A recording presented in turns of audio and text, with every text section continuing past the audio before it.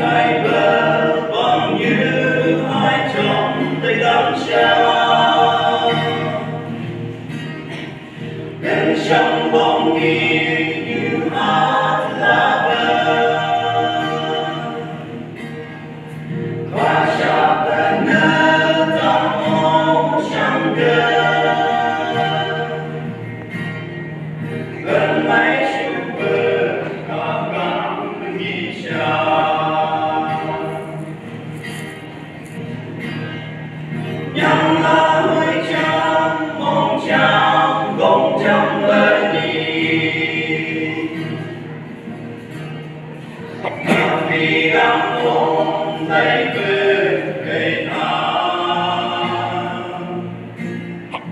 nhắm lá tóc bên chữ cờ đi trên cờ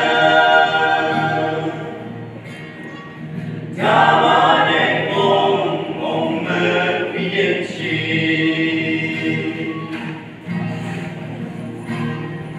đây lưu đang ở dùng chân hai sáng ghé bên và những chẳng gì có quay lại cứ cây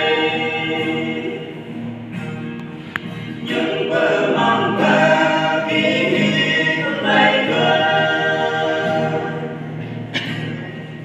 thấy đã chờ bờ mùi mặn ăn đầy từ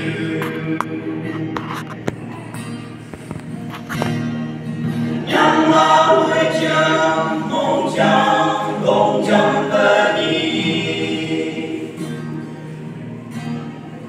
ngập đi gắng ôm lấy bờ cây vàng nhắm lá tóc đêm chữ bờ đi trên cờ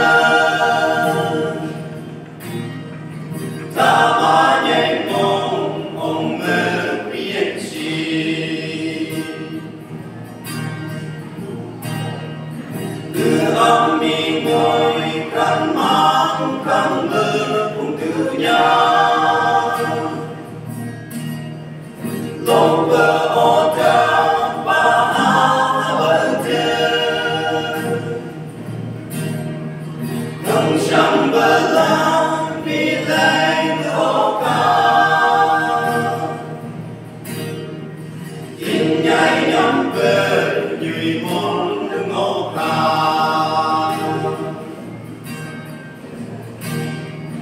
nhắm lá huy trắng mong trắng gồng trong bờ nhì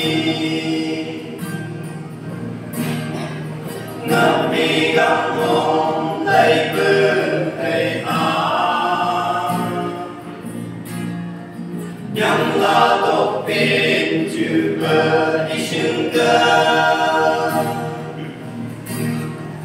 ta mà nhảy mong mơ biết chi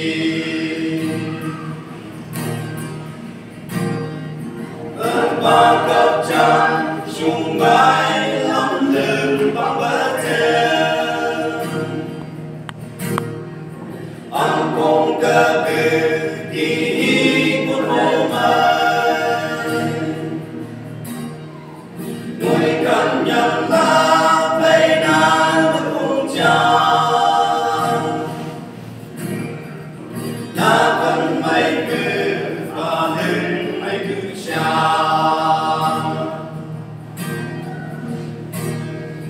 nhắm lá huy trắng mong trắng gồng trong bờ nhì ngập đi gắng ôm lấy bờ